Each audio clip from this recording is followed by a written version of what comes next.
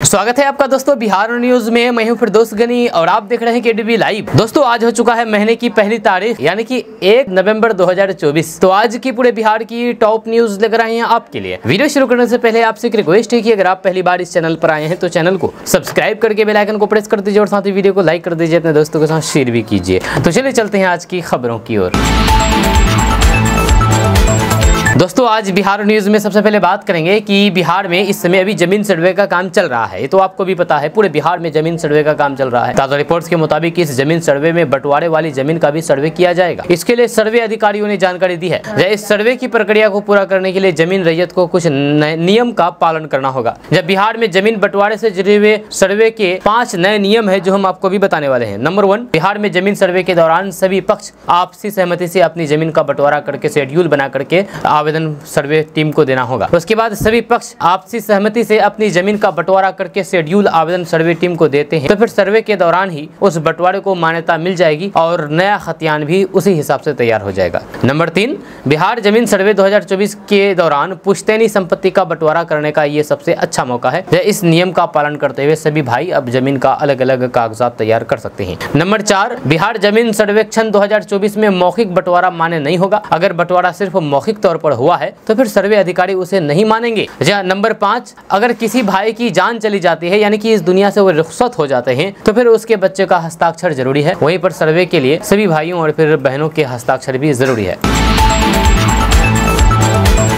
दोस्तों दिवाली से पहले बिहार बिजली स्मार्ट मीटर ठप हो गया है। स्मार्ट मीटर का जो ऐप है वह काम नहीं कर रहा है। जिस भी घर में स्मार्ट मीटर लगा है ज्यादातर लोगों को ये परेशानी आ रही है। आपको बता दूं कि अभी स्मार्ट मीटर लग रहा है जब बिहार की बिजली स्मार्ट मीटर के सर्वे में दिक्कतें आ रही है, जिसकी वजह से लाखों लोग इससे प्रभावित हुए हैं। यह यूजर्स मीटर का ना ही बैलेंस चेक कर पा रहे हैं और न ही रिचार्ज कर पा रहे हैं। बिहार बिजली स्मार्ट मीटर का सर्वर कुछ समय से ठीक से काम नहीं कर पा रहा है। मीडिया रिपोर्ट्स के माने तो बिजली कंपनी ने कहा है कि सर्वर को जल्दी से ठीक कर लिया जाएगा। इसके अलावा कंपनी की ओर से कहा गया है कि कम या फिर नेगेटिव बैलेंस होने की वजह से किसी का बिजली कनेक्शन नहीं कटेगा। वहीं पर दीपावली से ठीक पहले आई इस टेक्निकल दिक्कत ने लोगों को परेशान कर दिया है। कई लोग रिचार्ज ना कर पाने की स्थिति में कह रहा है कि कहीं दीपावली अंधेरे में ना मनानी पड़े। स्मार्ट मीटर को कंपनी बड़े पैमाने पर बिहार में लगा रही है, लेकिन फिलहाल ये स्मार्ट मीटर जी का जंजाल बन गया है। स्मार्ट प्रीपेड मीटर में दिक्कत होने की वजह से यूजर्स न ही रिचार्ज कर पा रहे हैं और न ही उन्हें मीटर का बैलेंस दिख रहा है। एक मीडिया रिपोर्ट में दावा किया गया है कि बिजली कंपनी के अधिकारियों के अनुसार यह दिक्कत सर्वर में आई है। इस तकनीकी खराबी को दूर करने के लिए काम तेजी से चल रहा है। रिपोर्ट में आगे बताया गया है कि उपभोक्ताओं को जल्द से राहत मिलेगी। कंपनी ने साफ कर दिया है कि नेगेटिव बैलेंस की वजह से किसी की भी बिजली कनेक्शन नहीं कटेगा। सर्वर ठीक होने के बाद बिजली जमा करने के लिए पर्याप्त समय दिया जाएगा। मीडिया रिपोर्ट्स के माने तो सर्वर खराबी का असर बिजली सप्लाई पर नहीं पड़ने की बात कही गई है। उपभोक्ता से बिजली के अधिकारियों ने सर्वर ठीक होने तक धैर्य रखने की अपील की है।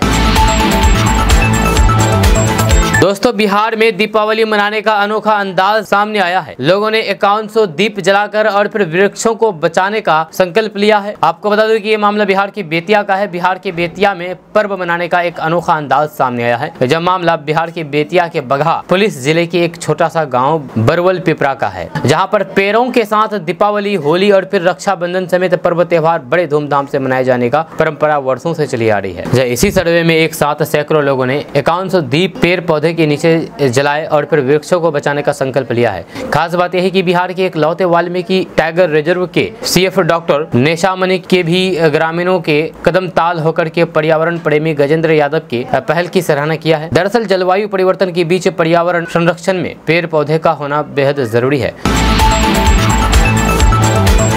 दोस्तों प्रधानमंत्री नरेंद्र मोदी अगले महीने नवंबर में बिहार दौरे पर आ सकते हैं। उनका दौरा दरभंगा में होने की संभावना है। प्रधानमंत्री नरेंद्र मोदी के दौरे की तारीख अभी तय नहीं हुई है। हालांकि 20 नवंबर के बाद उनका बिहार दौरा हो सकता है। इस दौरान वे दरभंगा में प्रस्तावित एम्स अस्पताल का शिलान्यास कर सकते हैं। इसके अलावा बिहार को कुछ नेशनल हाईवे की परियोजनाओं की सौगात भी दे सकते हैं। आधिकारिक सूत्रों के अनुसार प्रधानमंत्री के दौरे को लेकर के बिहार सरकार ने तैयारियां शुरू कर दी है। खास करके बिहार में अवस्थित केंद्र सरकार के विभागों से उन परियोजनाओं की सूची तैयार की जा रही है जिनका शिलान्यास या फिर उद्घाटन किया जा सकता है। प्रधानमंत्री नरेंद्र मोदी के दौरे में दरभंगा एम्स का शिलान्यास होना तय माना जा रहा है। इसके अलावा कुछ अन्य परियोजनाओं का भी शिलान्यास या फिर उद्घाटन किया जा सकता है। जहां NHAI के अधिकारियों के अनुसार बिहार दौरे में प्रधानमंत्री नरेंद्र मोदी प्रदेशवासियों को लगभग 10,000 करोड़ की NH परियोजनाओं की सौगात दे सकते हैं। इसके अलावा केंद्र सरकार के सहयोग से पूरी होने वाली या फिर निर्माण शुरू होने वाली परियोजनाओं का भी शिलान्यास और उद्घाटन करेंगे। इससे पहले प्रधानमंत्री नरेंद्र मोदी कुछ देर के लिए 4 नवंबर को बिहार आएंगे। वे झारखंड में हो रहे चुनाव में प्रचार करने आ रहे हैं।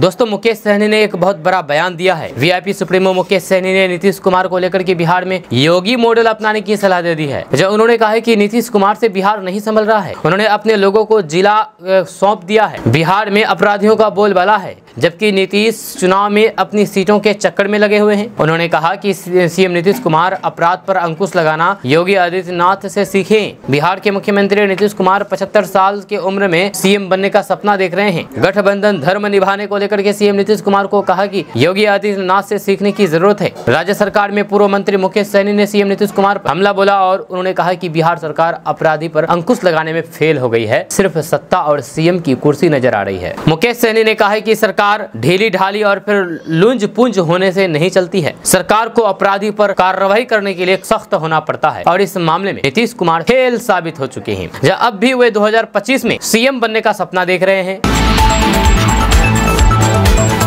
गिरिराज सिंह को धमकी देने वालों के खिलाफ कार्रवाई की जाएगी, ये कहना है बिहार सरकार में मंत्री हरि सहनी का। आपको बता दूं कि बिहार सरकार के मंत्री हरि सहनी ने एक न्यूज चैनल से बातचीत करने के दौरान हरि सहनी ने कहा कि गिरिराज सिंह के चाहने वाले उनकी रक्षा करेंगे और धमकी देने वालों को जनता ही जवाब देगी। उन्होंने 2025 के चुनाव का जिक्र करते हुए कहा कि तब सभी को स्पष्ट से पता चलेगा कि बिहार की जनता क्या चाहती है। उन्होंने कहा है कि गिरिराज सिंह हमारे सम्मानित सांसद है और जिस तरह से वे धर्म और फिर देश की रक्षा की बात करते हैं वे पूरे बिहार और फिर देश के सनातनियों को भाता है। धमकी देने वाले लोगों को ये समझना चाहिए कि बिहार में ND की पुलिस व्यवस्था चौकसी के साथ काम कर रही है और उनका प्रभाव दिखाई देगा। गिरिराज सिंह को धमकी देने वाले लोगों के खिलाफ कार्रवाई की जाएगी। ये धमकी देने वाले गुंडों को जवाब देने का अवसर पार्टी को नहीं बल्कि जनता को मिलेगा। अगले साल 2025 में बिहार की जनता उन सभी को जवाब देगी। पप्पू यादव के मामले पर बात करते हुए हरि सहनी ने कहा है कि गृह विभाग को सूचना प्रदान करने की जिम्मेदारी है। उन्होंने कहा कि मुकेश सहनी और फिर तेजस्वी यादव को सुरक्षा दी गई है। पप्पू यादव को भी सुरक्षा मिलेगी, लेकिन उन्हें अपने दायरे में रहना चाहिए। अगर कोई अपराधी है तो फिर पुलिस का काम उसे संभालना है।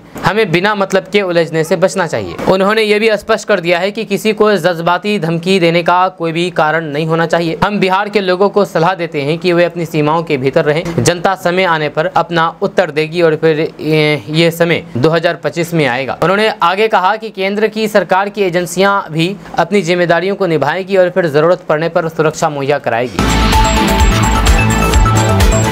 दोस्तों, फर्जी IPS अफसर बनकर के पकड़ाए मिथिलेश मांझी अब खूबसूरत लड़कियों के साथ पटना की मरीन ड्राइव पर रील बनाते हुए नजर आ रहे हैं। वे फिल्म और सोशल मीडिया पर एक्टिव हैं। उन पर आरोप लगा है कि उन्होंने नौकरी देने का झांसा देकर के लोगों को भी ठगा है। यही नहीं, उसने अपने फूफा को भी नहीं छोड़ा था। जब उस पर ठगी का आरोप लगाने वालों ने पुलिस को शिकायत सौंपी है। इससे पहले बीते 20 सितंबर को पुलिस जिले के सिकंदरा पुलिस ने पुलिस वर्दी में फर्जी IPS मिथिलेश कुमार को गिरफ्तार किया था। जब पुलिस अधिकारी ने बताया है कि मिथिलेश मांझी ने फर्जी IPS बनने की मनगढ़ंत कहानी बनाई थी, जब उसने कहा था कि उसने 2 लाख रुपए देकर के ये वर्दी हासिल की थी। जांच में ये सब बातें गलत निकली। फर्जी IPS को जब पकड़ा गया था तो उसने बताया था कि 2 लाख रुपए में मनोज सिंह के नाम से एक व्यक्ति ने उसे पुलिस की नौकरी दी थी। इस मामले में जमुई पुलिस जाँच किया और फिर खुलासा किया था कि मिथिलेश किसी को पैसा नहीं दिया था, उसकी कहानी मनगढ़ंत है। सोशल मीडिया पर छाने वाला फर्जी IPS नाम से मिथिलेश लखीसराय के हलसी इलाके का रहने वाला है और इसी इलाके के 3 लोगों ने सिकंदरा पुलिस को आवेदन देकर के रेलवे में नौकरी देने के नाम पर लाखों रुपए ठगी का आरोप लगाया है। आरोप लगाने वाले इन लोगों के अनुसार मिथिलेश ने इन्हें रेलवे गार्ड वाले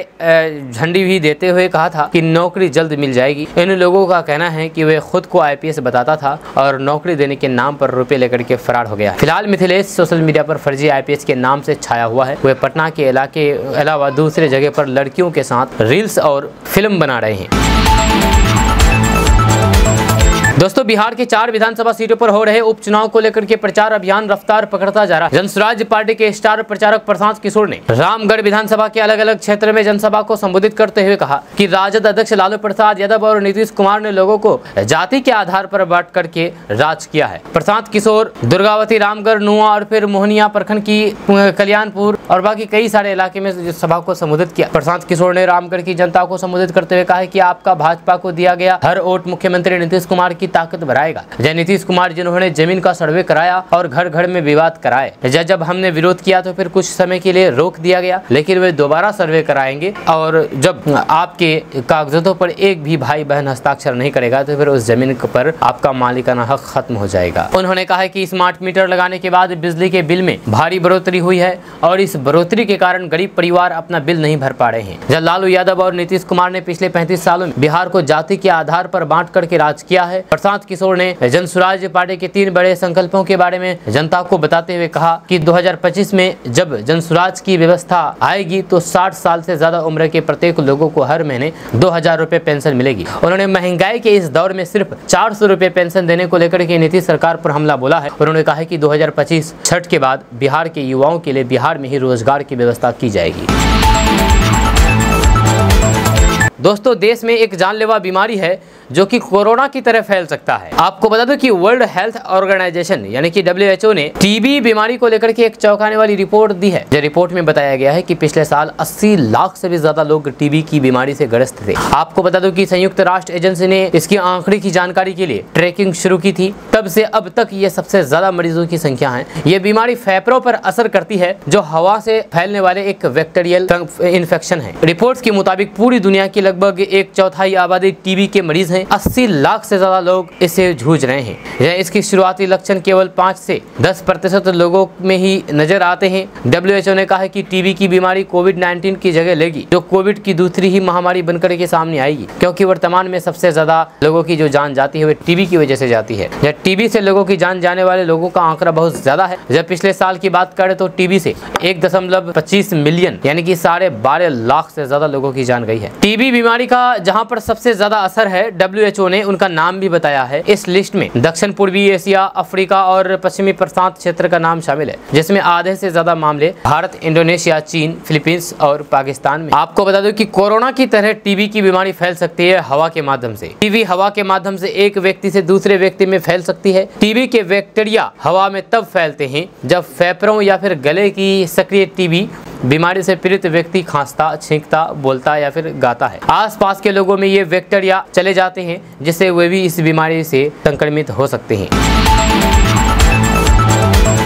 दोस्तों बिहार में मौसम का पारा अचानक धराम से गिर गया है। जब पारा गिरने के बाद लोगों को ठंड का एहसास होने लगा है। मौसम विभाग ने बताया है कि राजधानी पटना समेत बिहार का मौसम शुष्क बना रहेगा। जब सुबह के समय हल्की धुंध का प्रभाव रहेगा, पछुआ के प्रभाव से मौसम शुष्क रहेगा। मौसम विज्ञान केंद्र पटना के अनुसार पूरी तरह से सर्दी आने से अभी थोड़ा वक्त लगेगा। जब पश्चिमी विक्षोभ के सक्रिय होने के बाद ठंड में वृद्धि हुई है। जब पछुआ के कारण न्यूनतम तापमान में गिरावट दर्ज की जा रही है। हालांकि अभी दिन में धूप निकलने के कारण मौसम सामान्य बना रहेगा। आपको बता दो कि कोहरे का प्रकोप भी बढ़ेगा। जब तापमान शहरों का AQI लेवल आज ही स्वास्थ्य के लिए काफी हानिकारक स्तर पर जा चुका है। इसका स्तर और भी ऊंचा होगा। जब वैसे तो इस बार पटाखों पर बैन है, इसके बावजूद भी लोग पटाखा फोड़ रहे हैं। इससे अनुमान लगाया जा सकता है कि आज रात प्रदूषण का स्तर और खराब हो सकता है। AQI का लेवल और बढ़ सकता है। आज सुबह कुहासे के कारण धीरे धीरे लोग धूप खिलेगी और फिर हल्की हवा भी चलेगी। फिर धीरे धीरे बादल छाए रहेंगे। सुबह के समय कोहरा भी छाने लगा है। जब सुबह 3 बजे से 5 बजे तक लोगों को ठंड का अधिक एहसास होता है।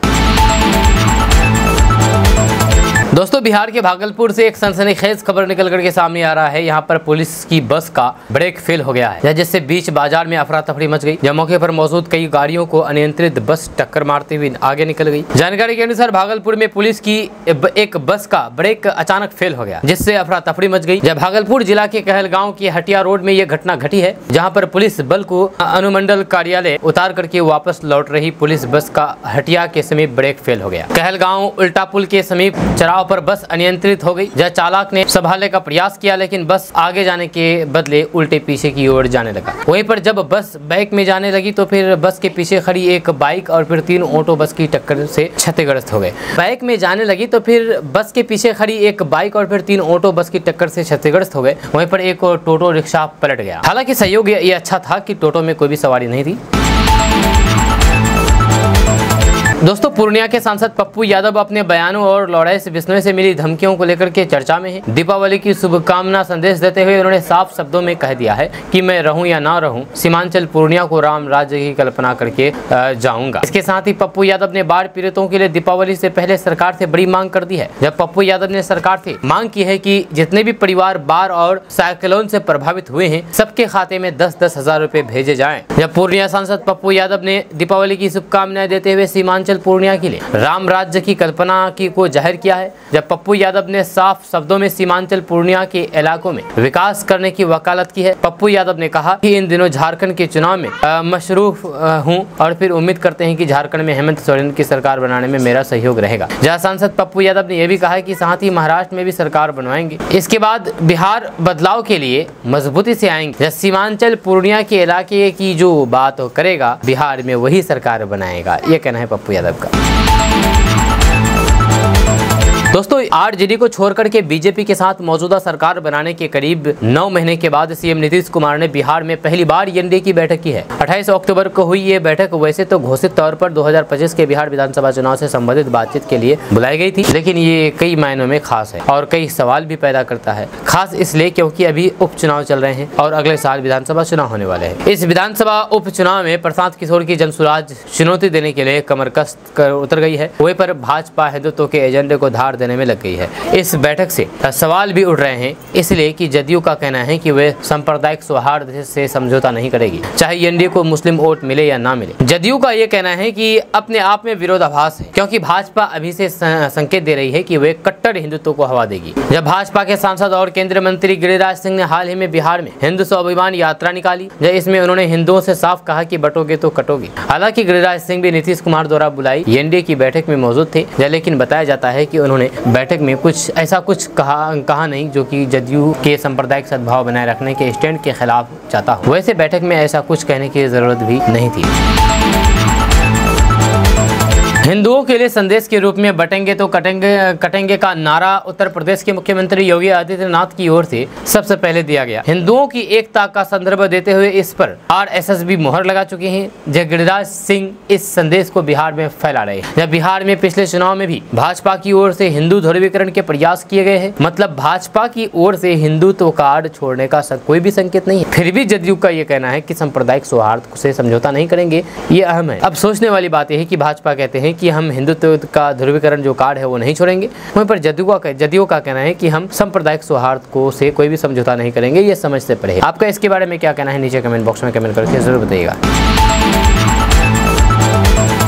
दोस्तों, बिहार में एक बार फिर से बहार आ गई है। हालांकि ये बहार आम जनता के लिए नहीं बल्कि आम जनता से वादे दावे करने वाले राजनेताओं के लिए है। अब आप सोच रहे होंगे कि इसमें क्या नई बात है। तो आपको बता दूं कि अब बिहार के सभी विधायक और पार्षदों को दीपावली का बड़ा तोहफा मिला। ये तोहफा दिया गया है नीतीश सरकार की ओर से। जी हाँ, अब बिहार के सभी विधायकों को अपना आवास मिलेगा। इसके साथ ही पार्षद भी सरकारी मकानों में रह सकेंगे। मिल रही जानकारी के मुताबिक बिहार के विधायकों पार्षदों के लिए निवास निर्माण का कार्य चल रहा है। अब ये खबर सामने आ रही है कि कुल 243 विधायकों में से 143 विधायकों को आने वाले मार्च यानी कि 31 मार्च 2025 तक अपने सरकारी आवास आवंटित कर दिए जाएंगे। आपको बता दूं कि इस गिफ्ट का लाभ पहले 100 विधायकों को मिल चुका है, जबकि 75 पार्षद भी अपने अपने मकानों में रह रहे हैं। वहीं पर आपको बता दें कि अगले साल मार्च तक इन 143 निर्माणाधीन मकानों के पूरा होने के बाद इन्हें विधायकों में अलॉट कर दिया जाएगा। ऐसे में इसके साथ ही सभी 243 विधायकों के पास अपने अपने आवास होंगे।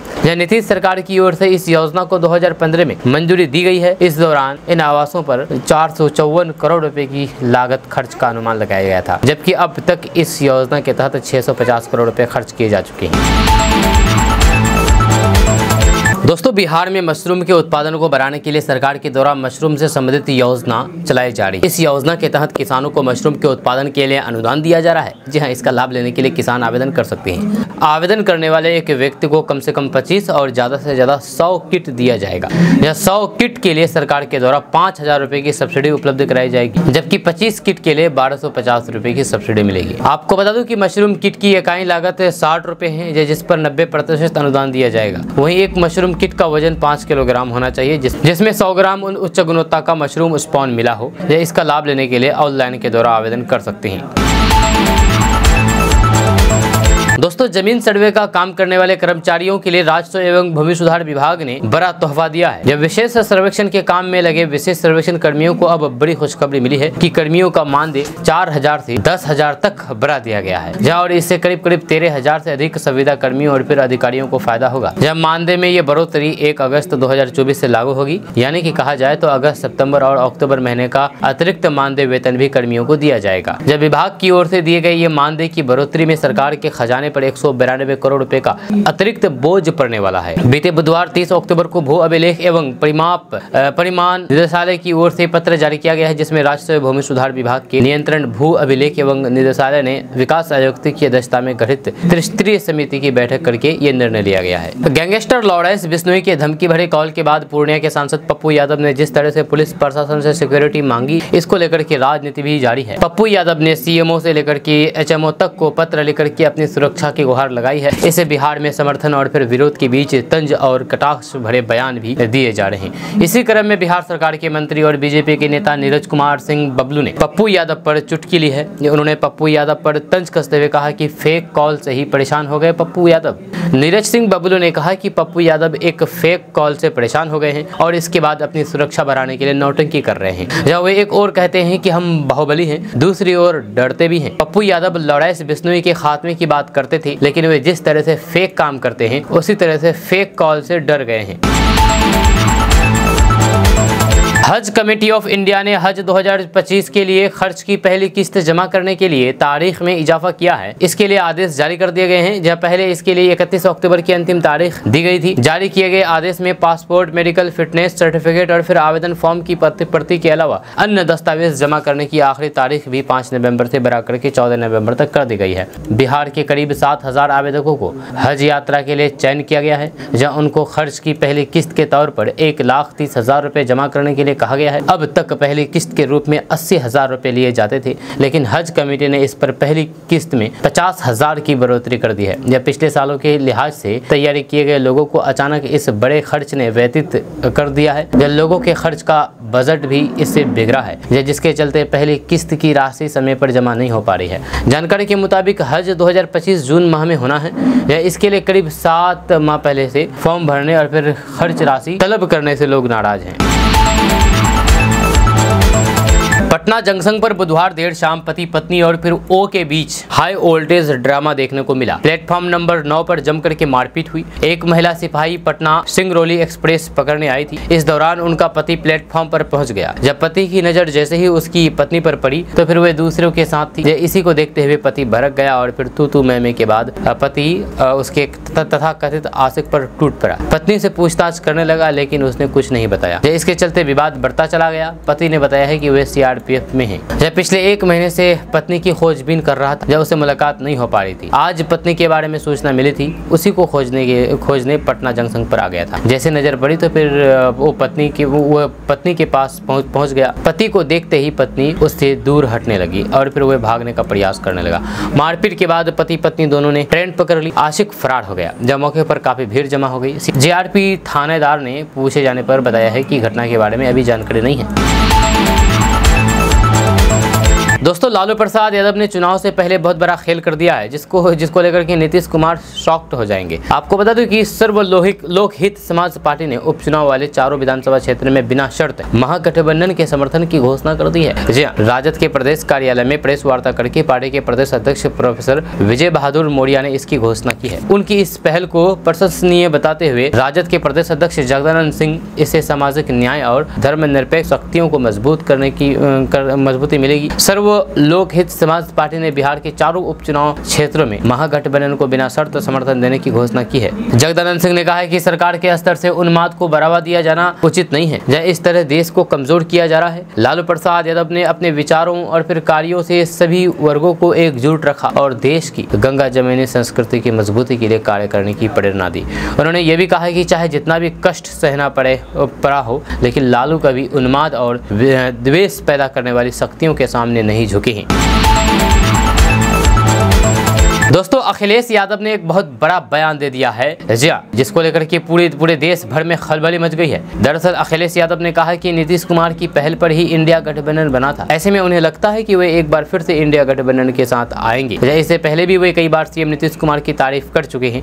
ऐसे में सवाल उठता है कि क्या नीतीश कुमार फिर से इंडिया गठबंधन में शामिल हो जाएंगे। नीतीश कुमार पिछले दिनों सीएम आवास पर एनडीए के नेताओं की बैठक की थी। बैठक में नीतीश कुमार के अलावा बीजेपी, हिंदुस्तान एवं मोर्चा, लोजपा के नेता भी शामिल हुए थे। इस दौरान उन्होंने सभी नेताओं को नसीहत दी थी और अनर्गल बयानबाजी से बचने को कहा। जब पिछले दिनों नीतीश कुमार बीजेपी के नेताओं से काफी असहज नजर आ रहे हैं। ऐसे में समाजवादी पार्टी के प्रमुख अखिलेश यादव का ये बयान मोदी सरकार के अस्तित्व के लिए खतरे की घंटी हो सकता है। हालांकि नीतीश कुमार समर्थन वापस भी ले सकते हैं तो फिर मोदी सरकार के अस्तित्व को कोई खतरा नहीं होगा। दोस्तों, बिहार में उपचुनाव को लेकर के राजनीतिक पार्टियों के बीच आरोप प्रत्यारोप का दौर शुरू हो चुका है। सियासी दाव पेच के बीच चुनावी रणनीतिकार प्रशांत किशोर अपने पार्टी बनाई और फिर जनसुराज के बैनर तले उम्मीदवारों को चुनावी मैदान में उतारा।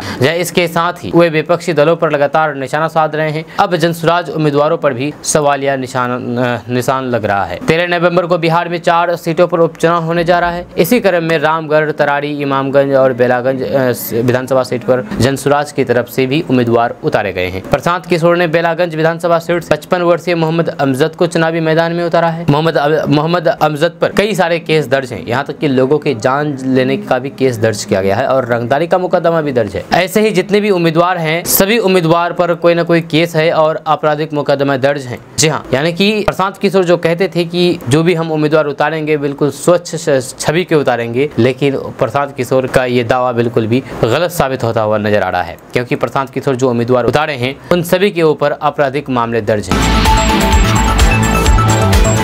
दोस्तों, बिहार में सांस्कृतिक कॉरिडोर बनेगा। जी हाँ, बिहार में सांस्कृतिक कॉरिडोर बनाया जाएगा। इससे क्षेत्र की पहचान और फिर प्रतिष्ठा अंतर्राष्ट्रीय फलक तक पहुंचेगी। इस कॉरिडोर में गया, बोधगया, नालंदा, राजगीर, लखीसराय, नवादा, मुंगेर, भागलपुर जिले शामिल होंगे। बड़ी संख्या में सैलानी यहाँ आएंगे। जहाँ इस क्षेत्र का विकास भी होगा, लोगों के लिए रोजगार का सृजन भी होगा। जहाँ कला, संस्कृति और युवा विभाग ने इसके लिए कवायद तेज कर दी है। जब बिहार के उप मुख्यमंत्री विजय कुमार सिन्हा ने कहा कि वे जल्द ही बिहार में सांस्कृतिक कॉरिडोर बनाने का प्रस्ताव मुख्यमंत्री के सामने प्रस्तुत करेंगे। राष्ट्रीय स्तर पर पहचान दिलाने में सहायक सिद्ध होगा। दरअसल डिप्टी सीएम विजय कुमार सिन्हा ने लखीसराय में आगामी युवा उत्सव की तैयारी की समीक्षा के लिए एक महत्वपूर्ण बैठक की अध्यक्षता की। बैठक की शुरुआत उन्होंने तमाम बिहार वासियों को दीपावली की शुभकामनाएं देकर की है। इस बैठक में डिप्टी सीएम विजय कुमार सिन्हा ने कहा कि यह उत्सव बिहार के युवाओं के लिए एक सुनहरा अवसर है, जिसमें वे अपनी कला, संस्कृति और प्रतिभा का प्रदर्शन कर सकेंगे। उन्होंने अधिकारियों को निर्देश दिया है कि आयोजन की हर एक व्यवस्था में किसी भी प्रकार की कोई भी कमी न रहे। डिप्टी सीएम विजय कुमार सिन्हा ने यह भी कहा कि ये उत्सव युवाओं को अपनी कला एवं संस्कृति के प्रति जागरूक करेगा और उन्हें प्रदेश एवं राष्ट्रीय स्तर पर पहचान दिलाने में सहायक सिद्ध होगा।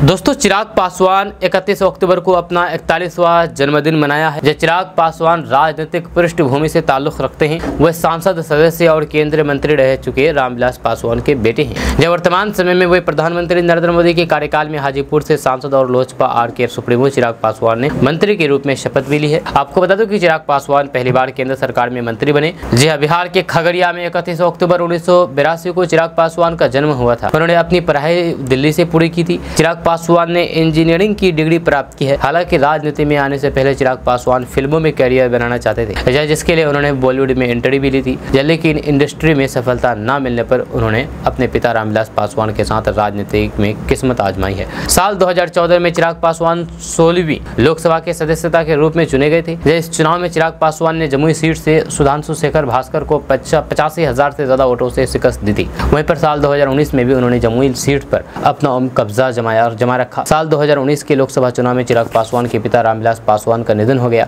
जिसके बाद चिराग पासवान और उनके चाचा पशुपति पारस के बीच मतभेद हो गया। इसके बाद चिराग पासवान ने चाचा समेत अन्य 5 बागी सांसदों को पार्टी विरोधी गतिविधियों की वजह से निष्कासित कर दिया। आपको बता दें कि राजनीति के अलावा चिराग पासवान समाज के लिए भी काम करते हैं, जब वह अपने नाम से एक एनजीओ भी चलाते हैं। इस एनजीओ का नाम चिराग का रोजगार है। जब ये एनजीओ बिहार के बेरोजगार युवाओं को रोजगार प्रदान करता है। इसके अलावा 27 फरवरी 2021 को चिराग पासवान ने अयोध्या के राम मंदिर निर्माण के लिए 1,11,000 रुपए दान भी किए थे। दोस्तों, बिहार में मौसम का पारा अचानक धड़ाम से गिर गया है। पारा गिरने के बाद लोगों को ठंड का एहसास होने लगा है। मौसम विभाग ने बताया है कि राजधानी पटना समेत बिहार का मौसम शुष्क बना रहेगा। सुबह के समय हल्के धुंध का प्रभाव रहेगा। पछुआ के प्रभाव से मौसम शुष्क रहेगा। मौसम वैज्ञानिक केंद्र पटना के अनुसार पूरी तरह से सर्दी आने में अभी थोड़ा वक्त लगेगा। पश्चिमी विक्षोभ के सक्रिय होने के बाद ठंड में वृद्धि हुई है। पछुआ के कारण न्यूनतम तापमान में गिरावट दर्ज की जा रही है। हालांकि अभी दिन में धूप निकलने के कारण मौसम सामान्य बना रहेगा। आपको बता दूं कि आज शुक्रवार की सुबह कोहरे का प्रकोप भी बढ़ेगा। तमाम शहरों का एक्यूआई लेवल आज ही स्वास्थ्य के लिए काफी हानिकारक स्तर पर पहुंच चुका है, जब कल इसका स्तर और ऊंचा होगा। वैसे तो इस बार पटाखों पर बैन है, इसके बावजूद भी लोग पटाखा फोड़ रहे हैं। इससे अनुमान लगाया जा सकता है कि प्रदूषण का स्तर और खराब हो सकता है, एक्यूआई का लेवल और बढ़ सकता है। आज कुहासे के कारण धीरे धीरे धूप खिलेगी और हल्की हवा भी चलेगी, फिर धीरे धीरे बादल छाने लगेंगे। शाम होते ही हल्की ठंडी का एहसास भी लोगों को होने लगेगा। दोस्तों, पूर्व केंद्रीय मंत्री आरसीपी सिंह ने जदयू और मुख्यमंत्री नीतीश कुमार को चुनौती देने का संकेत देते हुए अपनी नई राजनीतिक पार्टी आप सबकी आवाज पार्टी की लॉन्च की है। आरसीपी सिंह ने कुर्मियों के बीच पटेल के सांस्कृतिक महत्व को ध्यान में रखते हुए सरदार वल्लभ भाई पटेल की जयंती पर पार्टी की घोषणा की है। एक ऐसा समुदाय जो कि वे कुमार के साथ साझा करते हैं। उन्होंने कहा है कि मैंने अपनी पार्टी का नाम आपकी सबकी आवाज रखा है, यानी कि ASA। जब पार्टी का प्रतीक एक आयताकार झंडा होगा, जिसमें सबसे ऊपर हरा, बीच में पीला और सबसे नीचे नीला रंग होगा। यह चुनाव चिन्ह मिलने पर उस पर बीच का पीला रंग पुतवाया जाएगा। बिहार के शराबबंदी कानूनों और बिगड़ती सार्वजनिक शिक्षा की आलोचना करने वाले आरसीपी सिंह अगले चुनाव में 243 विधानसभा सीटों में से 140 पर उम्मीदवार खड़ा करना है। बिहार के मुख्यमंत्री नीतीश कुमार के जिले नालंदा से आने वाले आरसीपी सिंह उत्तर प्रदेश कैडर के IAS अधिकारी और केंद्रीय प्रतिनियुक्त पर थे। आरसीपी सिंह पहली बार नीतीश कुमार से जुड़े थे जब वो रेल मंत्री थे। उनके प्रशासन से प्रभावित होकर के नीतीश कुमार ने आरसीपी सिंह को बिहार में अपना प्रमुख सचिव नियुक्त किया और आरसीपी सिंह ने बाद में जेडीयू के साथ राजनीति में प्रवेश किया और 2 राज्यसभा कार्यकालों का तक सेवा की। हालांकि 2021 में मोदी मंत्रिमंडल में शामिल होने के बाद नीतीश कुमार को आरसीपी सिंह पर उनके खिलाफ साजिश रचने का संदेह हुआ, जिसके कारण आरसीपी सिंह को जदयू के राष्ट्रीय अध्यक्ष पद से इस्तीफा देना पड़ा। आरसीपी सिंह को तीसरे राज्यसभा कार्यकाल से भी वंचित कर दिया गया। बाद में वे जदयू की महत्वपूर्ण सहयोगी भाजपा में शामिल हो गए। ये घटनाक्रम प्रशांत किशोर द्वारा अपनी पार्टी जनसुराज लॉन्च करने और फिर घोषणा करने के लगभग 1 महीने बाद आया कि वे 2025 में अगले विधानसभा चुनाव में सभी सीटों पर चुनाव लड़ेगी।